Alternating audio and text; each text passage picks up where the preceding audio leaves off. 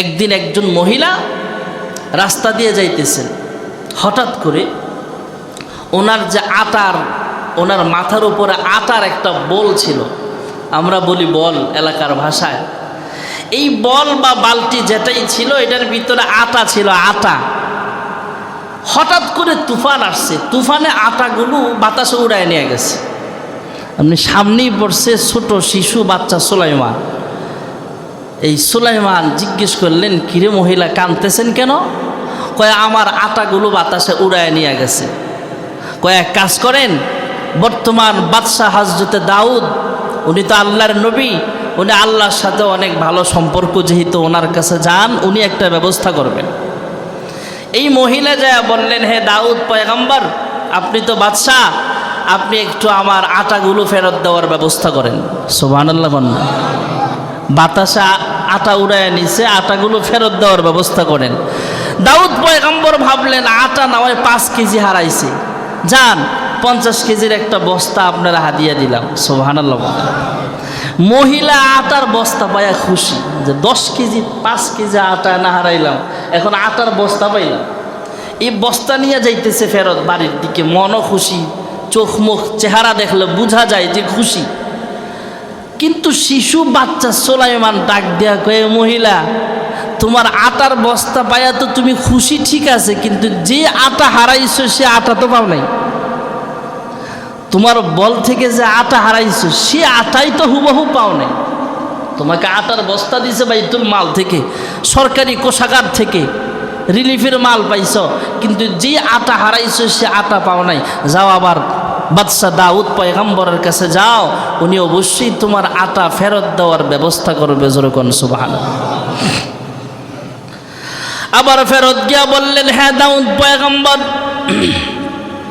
আমার আটার বস্তার দরকার নাই, আমি যে আটা হারাইছি সে আটা আমাকে ফেরত দাও। ওই মহিলা যখন দাউদ পয়গম্বরকে বললেন, দাউদ পয়গম্বর একটু মোরাকাবায় বসলেন, আল্লাহর কাছে জানতে চাইলে আল্লাহ রাব্বুল আলামিন জানায় দিলেন, হে দাউদ, এই আটা কিন্তু এখানে নাই। ঝড় বৃষ্টির কারণে, তুফান হওয়ার কারণে এই মহিলা রাস্তা দিয়া যাচ্ছিল, এই মহিলার মাথায় ছিল আটার খামির বা আটাগুলো ছিল বাতাসে উড়ায় গেছে। এই আটাগুলো এমনি এমনি আমি আল্লাহ নেই নাই, পাশেই ছিল একটা বিশাল বড় সমুদ্রের ভিতরে বিশাল বড় একটা কিস্তি বা জাহাজ। ওই জাহাজের ভিতরে শতে শতে মানুষ এক দেশ থেকে আরেক দেশে যাচ্ছিল। তুফানের কারণে, ঝড় হাওয়া বাতাসের কারণে পানির ঢেউ বেড়ে গেল। ঢেউয়ের কারণে জাহাজের নিচ দিয়ে একটা ছিদ্র হয়ে গেছে। এই ছিদ্র দিয়া পানি ঢুইকা এক পর্যায়ে জাহাজটা ডুবে শতে শতে মানুষ মারা যাইত। আমি আল্লাহ রাব্বুল আলামিন এই মহিলার মাথার এই আটাগুলো বাতাসে উড়া নিয়া কুদরতিভাবে পানির সাহায্যে আমি আল্লাহ রাব্বুল আলামিন আটার মতো বানায়া ওই জাহাজের ছিদ্রটা ফিল আপ করে দিলাম। এই মহিলার আটা আমি আল্লাহ এমনি এমনি নেই নাই, একটা কাজে লাগাইছি। এই মহিলার আটা দিয়া জাহাজের ছিদ্র বন্ধ করে শতে শতে যাত্রীর জান আমি আল্লাহ হেফাজত করে দিয়েছি। হ্যাঁ দাও, এই মহিলার আটা তো এমনি যায় নাই, কাজে লাগছে তো। এরপরও মহিলা বলতেছে, না আমার আটা চাই। তখন দাউদ পয়গম্বর আল্লাহর কাছে বললে, আল্লাহ রাব্বুল আলামিন যে আটাগুলো এভাবে আটা জাতীয় একটা কিছু হইয়া ছিদ্র বন্ধ হয়েছিল, ওই ছিদ্রটা আল্লাহ অন্যভাবে কুদরতিভাবে বন্ধ করে এই আটাগুলো আবার পুনরায় যেমন আটা ছিল সেভাবে মহিলার বালতিতে পৌঁছে গেছে। মানে মহিলা আটার বালতি বা বল লইয়া বাড়ির দিকে যায় আর খুশি। যাওয়ার সময় বাচ্চাটার সাথে আবার দেখা, এই শিশু বাচ্চা, তোমার কথায় বারবার দাউদ নবীর কাছে গেলাম, আমার আটাও ফেরত পেলাম। তুমি কে, তোমার পরিচয় কি? আগে তো পরিচয় দিলা না। কয়, তুমি যার কাছে গিয়েছিলা উনি আমার আব্বা দাউদ, আর আমি হলাম শিশু সুলাইমান। যেরকম সুবহানাল্লাহ। তোমাকে দিয়ে একটু পরীক্ষা করাইলাম যে আল্লাহর সাথে তো আমার আব্বার ভালো সম্পর্ক, এটা তোমাকে দিয়ে একটু যাচাই করলাম, আর তোমার ইমানটাও শক্ত হলো। তুমি আল্লাহর উপরে ভরসা করে, যে আল্লাহ তোমার আটা দিয়া জাহাজের ছিদ্র ফিল আপ করতে পেরেছে, সেই ছিদ্র থেকে আবার তোমার আটা আল্লাহ ফেরতও দিতে পারে। জোরে কোন সুবহানাল্লাহ। এই ক্ষমতা আল্লাহর আছে না নাই? হযরতে দাউদ আলাইহিস সালাম দুনিয়া থেকে বিদায় হয়ে গেলেন। হযরতে বাদশাহ সুলাইমান পয়গম্বর পরবর্তীতে ওই রাষ্ট্রের বাদশাহ হলেন। হযরতে দাউদ আলাইহিস সালাম নবুয়তিও পাইলেন। হযরতে সুলাইমান আলাইহিস সালাম পরবর্তীতে যখন নবুয়তি পাইলেন, দাউদ নবীর সন্তান, এটা কিন্তু সাধারণ নয়। শুধু নবীর সন্তান যে তা না, উনি কিন্তু হযরত ইব্রাহিম আলাইহিস সালামের বংশের। হযরতে ইব্রাহিম আলাইহিস সালামের সন্তান, হযরতে ইসহাক আলাইহিস সালামের বংশের লোক, ইয়াকুব আলাইহিস সালামের বংশের লোক হলো হযরতে সুলাইমান আলাইহিস সালাম। জোরে কোন সুবহানাল্লাহ। হযরতে সুলাইমান আলাইহিস সালাম বাদশাহ হওয়ার পরে আল্লাহর কাছে দোয়া করে, হে পরওয়ারদিগার আলম, আমাকে এমন একটা রাজত্ব দান করেন যে রাজত্বটা কিয়ামত পর্যন্ত আর কাউকে দান করবেন না। ওগো মালিক, আমাকে একটা রাজত্ব দেন, পৃথিবীতে আমার মতো বাদশাহ আর একজন আসবে না, এমন রাজত্ব দান করেন। হযরতে বাদশাহ সুলাইমান পয়গম্বরের দোয়া আল্লাহ তাআলা কবুল করলেন। মহান আল্লাহ রাব্বুল আলামিন জানায়া দিলেন, হে বাদশাহ সুলাইমান, আমি আল্লাহ রাব্বুল আলামিন তোমাকে রাজত্ব দান করলাম, পুরা পৃথিবীর বাদশাহ তোমাকে দান করলাম, পাশাপাশি তোমাকে এমন একটা তখতে সুলাইমানি দান করব যেটা বাতাসে উড়ে উড়ে কয়েক মাসের পথ একদিনের মধ্যে তুমি পার হয়ে যেতে পারবা। হযরতে বাদশাহ সুলাইমানকে আল্লাহ রাব্বুল আলামিন জানায়া দিলেন, হ্যাঁ বাদশাহ সুলাইমান, তোমাকে আমি আল্লাহ রাজত্ব দান করলাম, কিয়ামত পর্যন্ত অন্য কাউকে এমন রাজত্ব দান করব না। তোমার সংসদ ভবন পার্লামেন্টটা শুধু এক জায়গায় থাকবে এমন নয়, তোমার সংসদের পার্লামেন্ট সদস্য সহ, সংসদ ভবন সহ এক দেশ থেকে আরেক দেশে যেতে পারবা, মুহূর্তের মধ্যে যাওয়া সম্ভব হবে। আমাদের বাংলাদেশের সংসদ ভবনের ভিতরে আসন সংখ্যা আছে সীমিত, 300, 350 বা 400 আসন আছে। বাদশাহ সুলাইমান পয়গম্বরের যে সংসদ ভবন, এই সংসদের মধ্যে আসন সংখ্যা সীমিত নয়। যেই সংসদ ভবন আমি আল্লাহ তোমাকে দান করলাম, এটা বিমান চেয়ে আরও দ্রুত গতিতে এক দেশ থেকে আরেক দেশে তুমি যেতে পারবা। জোরে কোন সুবহানাল্লাহ। আমাদের বাংলাদেশের সংসদ প্রত্যেক জেলাতেই আছে না শুধু ঢাকাতে? জোরে বলেন। শুধু ঢাকায় এক জায়গায় সংসদ। বাংলাদেশের প্রধানমন্ত্রী যদি অন্য দেশে সফরে যায় তখন কি সংসদ সাথে নিয়ে যায় না? এখানেই আছে সংসদ। সংসদ সদস্য কোথাও গেলে সংসদ ভবন সাথে যায় না, কিন্তু বাদশাহ সুলাইমান পয়গম্বর যেখানে যাবেন সংসদটাও সাথে যায়। সুবহানাল্লাহ বলেন। আমাদের বিমান চলতে অক্টেন লাগে, ফুয়েল লাগে, তেল লাগে। আল্লাহ তাআলা জানায় দিলেন, তোমার সংসদ চলতে অক্টেন লাগবে না, ফুয়েল লাগবে না। জোরে কোন সুবহানাল্লাহ। আমাদের বিমান চলতে পাইলটের দরকার আছে না নাই? ড্রাইভার মানে পাইলট। নৌকা যিনি চালায়, নৌকার ড্রাইভারকে আমরা বলি মাঝি। গাড়ি যিনি পরিচালনা করেন ওনাকে বলি ড্রাইভার। বিমান যিনি চালায়, পরিচালনা করেন, ওনাকে আমরা বলি পাইলট। তা আমাদের বিমান চলতে পাইলটের দরকার আছে না নাই? আল্লাহ জানায়া দিলেন, তোমার বিমান চলবে, পাইলট লাগবে না। বাদশাহ সুলাইমানকে আল্লাহ রাব্বুল আলামিন আরো জানায়া দিলেন, আমাদের দেশে বিমানবন্দর, এয়ারপোর্ট আছে না নাই? শুধু ঢাকাতেই যে বিমানবন্দর আছে তা না, চট্টগ্রাম আছে। এবছর রাজশাহীতে গেলাম কয়েকবার, রাজশাহীতেও বিমানবন্দর আছে, শাহ মখদুম। চট্টগ্রামে আছে শাহ আমানত শাহ বিমানবন্দর। তারপরে সৈয়দপুরে আছে, কক্সবাজার আছে, সিলেটে আছে, বরিশাল আছে, যশোরে আছে। এই বিমানবন্দরগুলোতে বিমান ল্যান্ড করার জন্য, নামার জন্য, ওঠার জন্য। বাদশাহ সুলাইমানকে আল্লাহ রাব্বুল আলামিন জানায়া দিলেন, হে বাদশাহ সুলাইমান, তোমার বিমান নামবে উঠবে, কোনো এয়ারপোর্টের দরকার হবে না। জোরে কোন সুবহানাল্লাহ। ভাইরা আমার, বন্ধুরা আমার, বাদশাহ সুলাইমান ওনার সংসদ সদস্যদের সহ, সংসদ ভবন সহ এক দেশ থেকে আরেক দেশে যায়। যাবার পথে নিচে একজন কৃষক কৃষি কাজ করতেছে। ওনায় কৃষি কাজ করতেছে। কৃষক মানুষ, জিন্দেগিতে কোনোদিন বিমান দেখে নাই। তৎকালীন জমানায় বিমান আবিষ্কার হয় নাই। এত বড় জাহাজের মতো বিশাল বড় সংসদ ভবন এক দেশ থেকে উড়ে উড়ে আরেক দেশে যায়। এই কাণ্ড দেখা ওই কৃষক মানুষ জবান দিয়া এমনি নিজে নিজে বের হয়ে গেছে, সুবহানাল্লাহ। কি বের হয়েছে? আরো জোরে বলেন না, আরো মুহাব্বতে বলেন সুবহানাল্লাহ। বাদশাহ সুলাইমান বাতাসকে হুকুম দিলেন, সংসদ এখানেই ল্যান্ড করো। বাদশাহ সুলাইমানের বিমান নামার জন্য কোনো এয়ারপোর্ট লাগে না। ক্ষেতের আইলের মধ্যে যখন বিমান নামতেছে, যেই কৃষক সুবহানাল্লাহ বলছে, কলিজায় পানি আছে। বাদশাহ সুলাইমান সংসদের গেট খুলে ডাকতেছে, এই কৃষক সামনে আসো।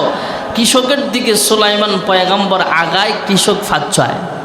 মনের ভিতরে ভয়, কি ভুল করলাম। বলতেছে, স্যার আমি ইচ্ছে করে বলি নাই, কোনোদিন এই কাণ্ড দেখি নাই তো, এই জন্য জবান দিয়ে সুবহানাল্লাহ বের হয়ে গেছে। হযরতে বাদশাহ সুলাইমান ডাক দিয়া বলে, তুমি থামো, ভয় পেও না।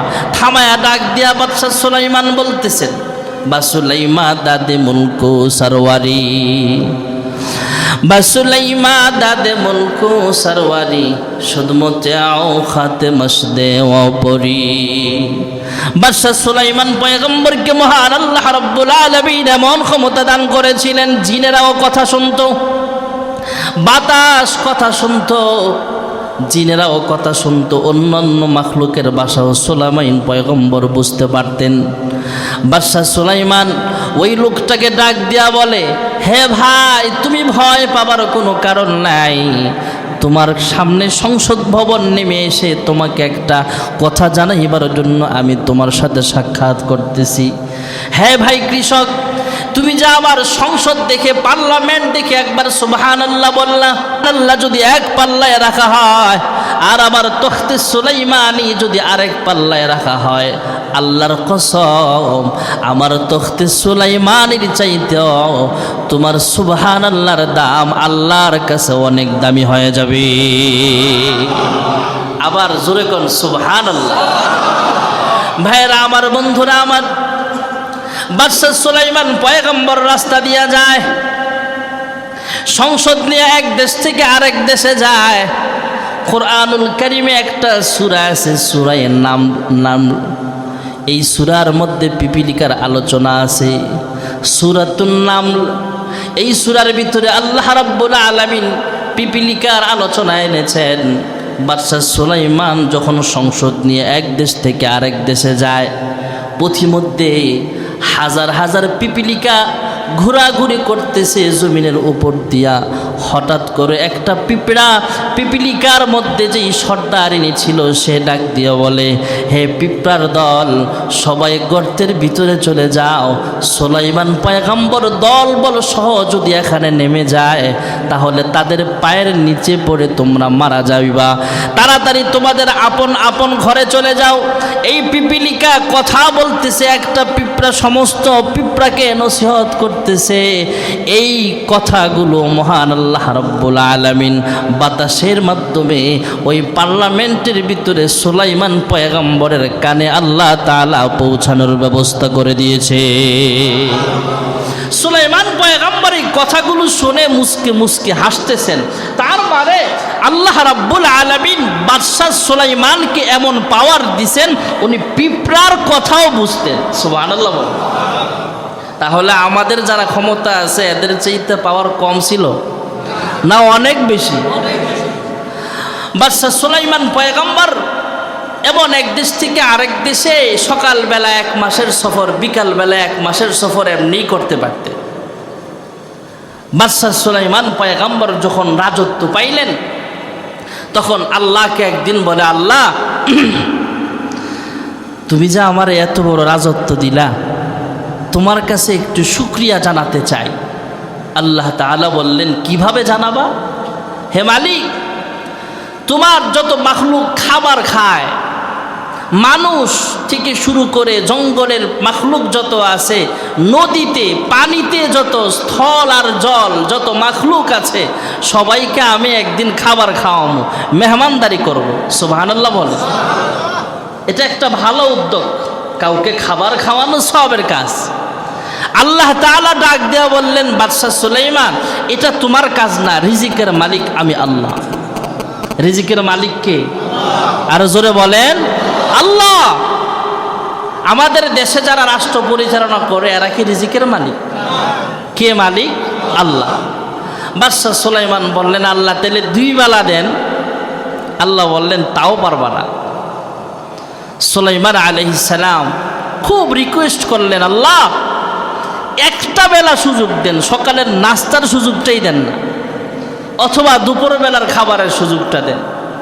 আল্লাহ বললেন, সুলাইমান এটা তোমার কাজ না, আমি আল্লাহর কাজ। তারপরেও যেহেতু বারবার দরখাস্ত করতেছ, যাও, আমি আল্লাহ অনুমতি দিলাম, দেখো খাওয়ায়া। সুবহানাল্লাহ। বাদশাহ সুলাইমান পয়গম্বর তাফসীরের কিতাবে লিখেন, কয়েক মাস পর্যন্ত খাবার পাকালেন। আর খাবার পাকানোর ব্যবস্থাটা করলেন সাগরের পার। আর মানুষ খাবার পাকাইলে আর কতটুকু পাকাবে? জিন্নাত অনেক শক্তিশালী, জিনদেরকে হুকুম করলেন, তোমরা রান্না করো। বিশাল বড় বড় পাতিলা, এক এক পাতিলায় কেউ কেউ বলেন 100 টন, কেউ বলে 500 টন খাবার এক পাতিলায় ধরে। সুবহানাল্লাহ। এমন টন কি টন খাবার রান্না হচ্ছে আর পাতিলায় রাইখা দিতেছে। আল্লাহ রাব্বুল আলামিন হযরতে সুলাইমান আলাইহিস সালামের রান্না করা খাবারগুলো যাতে নষ্ট না হয়, আল্লাহ তাআলা কুদরতি হটপট বানায়া দিলেন। সুবহানাল্লাহ। সুলাইমান আলাইহিস সালামের একটা আন্দাজ হয়ে গেছে, সবার একবেলা খাবার হয়ে যাবে। আল্লাহ কোন মাখলুকরা আগে খাওয়াবো? আল্লাহ বলেন, যেখানে রান্না করেছ এর প্রতিবেশী যারা, এদেরকে আগে ডাকো। সুলাইমান আলাইহিস সালাম বুঝার আর বাকি নাই যে সাগরের পার যেহেতু রান্না করেছি, তাহলে সাগরের মাখলুক, মাছ আর অন্যান্য মাখলুক আছে, সবাইকে আগে খাবার দিতে হবে। সুলাইমান পয়গম্বর ডাকলেন সাগরের প্রাণী যত আছে সবাইকে। এর ভিতরে ছোট্ট একটা মাছ আসছে, খাবার খাবে এবং পরিদর্শন করবে খাবারের আয়োজনটা কেমন। সব মাছে মিলে একটারে পাঠাইছে। একটা মাছ আইসা যখন এভাবে হা করছে, হে বাদশাহ সুলাইমান, দাওয়াত দিয়েছেন, খাবার দেন।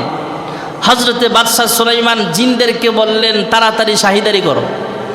এবার চামচ দিয়ে খাবার দেয়। বাদশাহ সুলাইমান বলে, চামচ দিয়ে কি খাবার দেয়? দেখোস না কত বড় হা করেছে মাছ, আস্তা পাতিলে সহ ডালতে থাক। পাতিলা সহ খাবার যখন দেওয়া আরম্ভ করছে, খাবার দিতে দিতে দিতে দিতে সুলাইমান আলাইহিস সালামের আইডিয়া ছিল সবার এক বেলা খাবার হয়ে যাবে। সব খাবার, কয়েক মাসের রান্না করা খাবার এক মাসের মুখে ঢাললেন। এখনো মাছ যে হা করেছে, ঠোঁট এখনো মিলায় না। যেরকম সুবহানাল্লাহ। বাদশাহ সুলাইমান সেজদায় পড়ে গেছে। মাছ আবার ডাক দিয়া বলে, হ্যাঁ বাদশাহ সুলাইমান, তুমি আমারে যেই খাবার খাওয়াইছো এটা মাত্র 1 লুকমা খাবার। সুবহানাল্লাহ বলেন।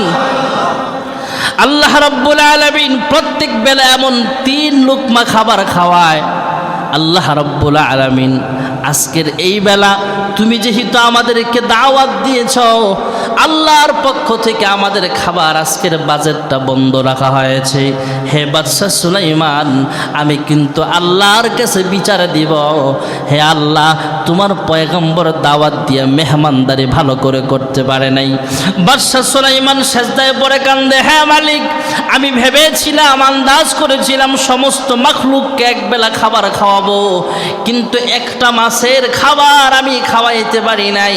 তাহলে বোঝা গেল আমাকে তুমি আল্লাহ বাদশাহী দান করেছো, নবুয়তিও দান করেছো, কিন্তু রিজিকের মালিক আমি নই। রিজিকের মালিক একমাত্র, জোরে বলেন কে?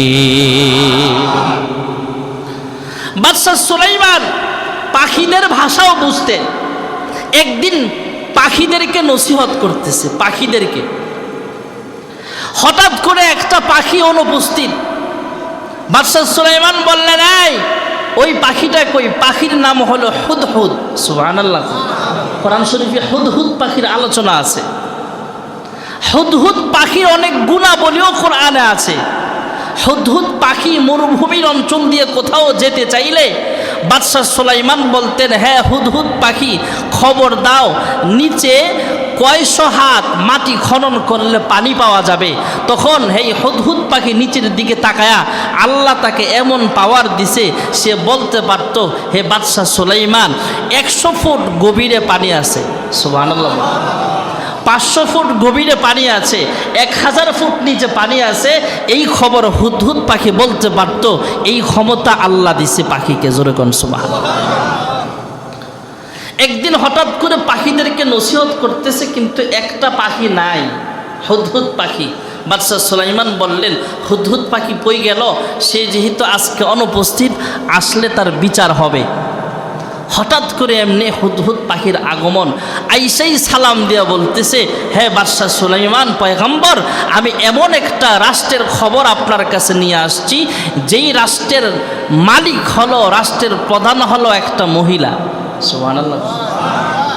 আমরা অনেক সময় বলি না, বিশ্বের প্রথম নারী প্রধানমন্ত্রী উমক, এটা মিথ্যা কথা।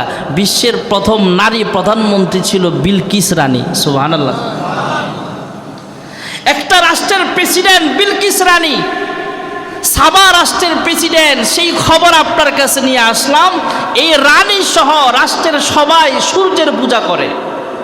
বাদশাহ সুলাইমান একটা চিঠি লিখলেন, ইন্নাহু মিন সুলাইমান ওয়া ইন্নাহু বিসমিল্লাহির রহমানির রহিম।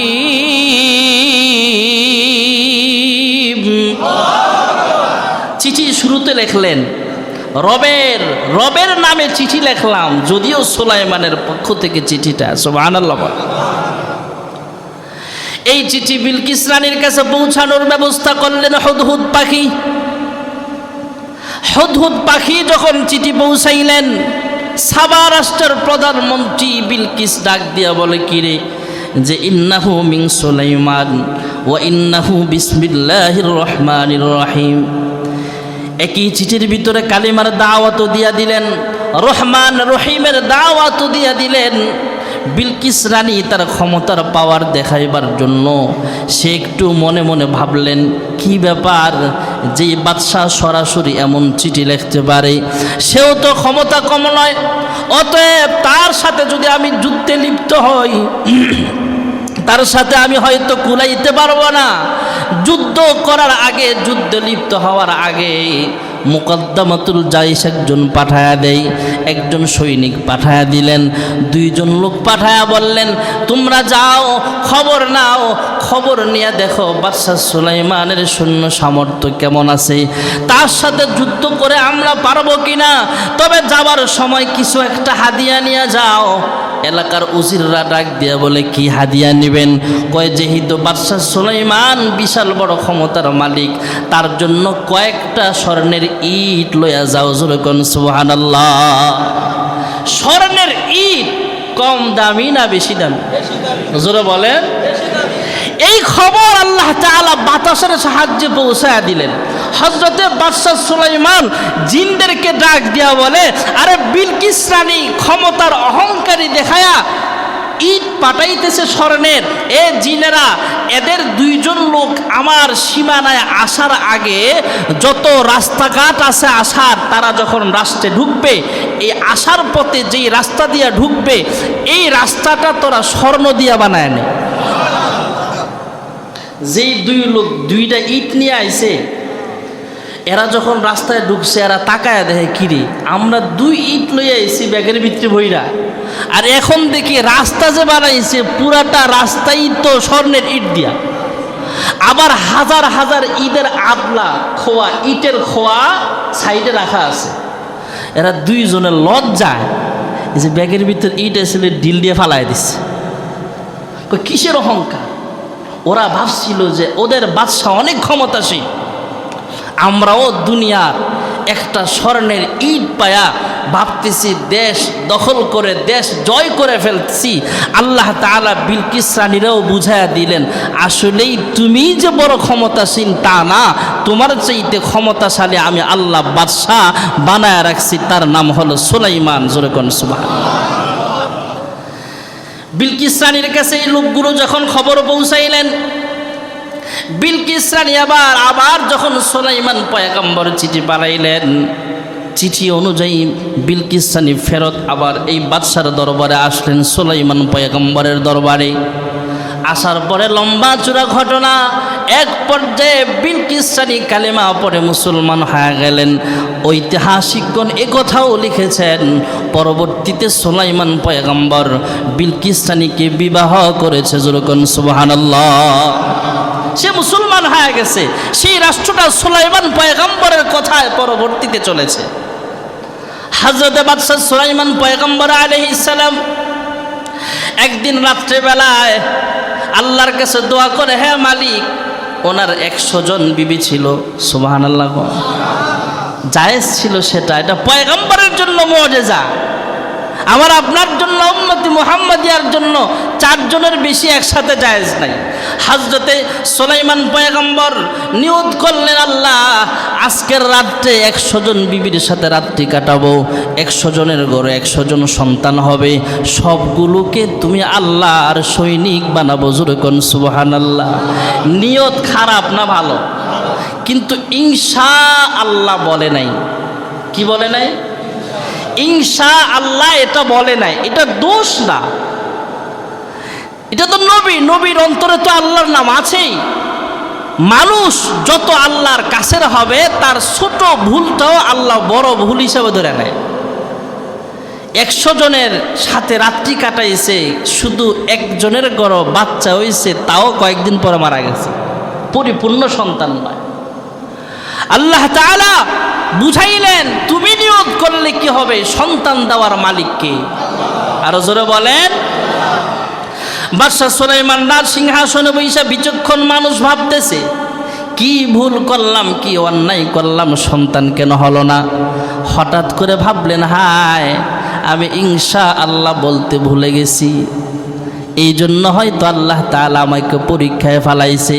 অতএব কোনো নেক কাজ করতে গেলে শুরুতেই বলবো সবাই বলেন ইনশাআল্লাহ। ইনশাআল্লাহ ফজরের নামাজ উঠে পড়ব, এটা ভালো কাজে। আবার বললেন না ইনশাআল্লাহ বেনসন সিগারেট খামো, এটা বলা যাবে? বলতে হবে ইনশাআল্লাহ ভালো কাজের ক্ষেত্রে। হযরতে বাদশাহ সুলাইমান পয়গম্বর আলাইহিস সালাম যখন ইন্তেকালের সময় আসলো, তখন আল্লাহ রাব্বুল আলামিন বুঝাইলেন, সুলাইমান তোমাকে আমি আল্লাহর কাছে চলে আসতে হবে। তখন বাইতুল মুকাদ্দাসের পুনর্নির্মাণ কাজ চলতেছে, বিশাল বাইতুল মুকাদ্দাস। বাদশাহ সুলাইমান বলে, হে আল্লাহ, জিন জাতি কাজ করতেছে বাইতুল মুকাদ্দাসের।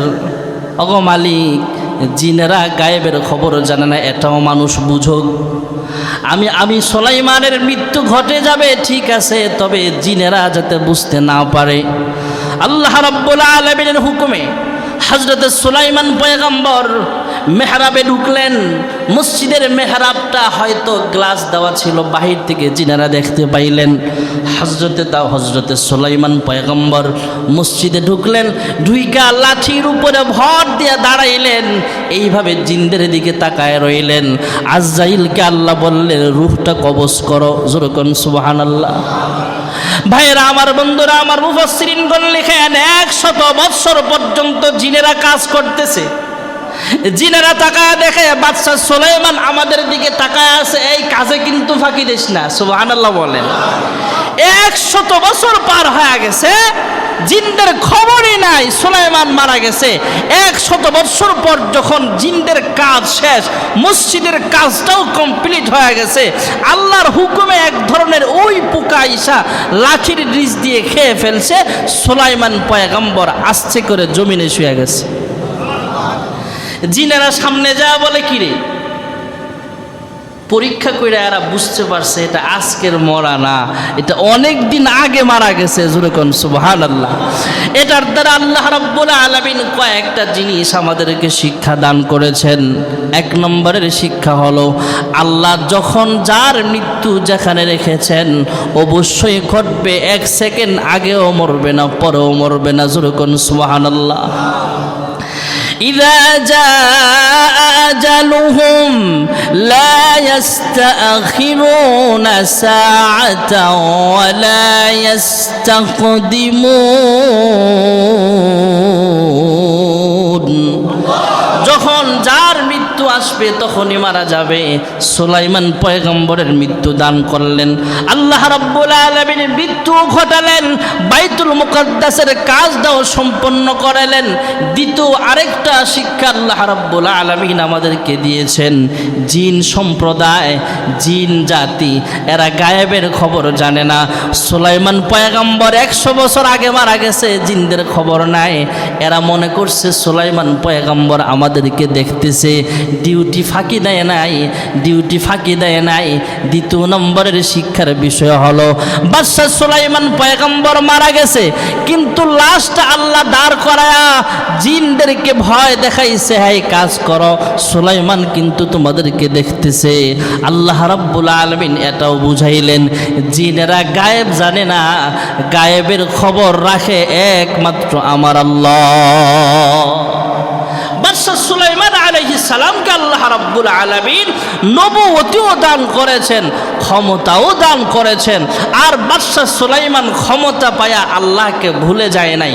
যে যত পয়সাওয়ালা হবে, যে যত বেশি শক্তিশালী হবে, যে যত বেশি ক্ষমতাসীন হবে, তত বেশি আল্লাহর প্রতি মুতাওয়াজ্জু হতে হবে।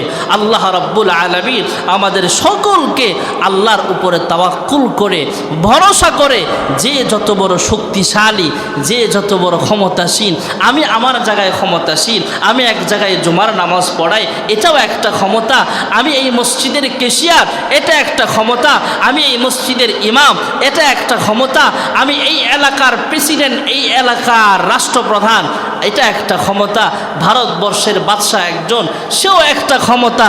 যে যতটুকুতে আসে ততটুকুই আল্লাহর কাছে হিসাব দিতে হবে। অতএব যে পর্যায়ে আসি, আল্লাহ রাব্বুল আলামিন ইখলাসের সাথে আল্লাহর উপরে ভরসা করে, আল্লাহর উপরে শুকর গুজার হয়ে আমাদের সময়টা কাটাবার তৌফিক আল্লাহ দান করুন। সকলে বলে আমিন। ওয়া আখিরু দাওয়ানা আলহামদুলিল্লাহ।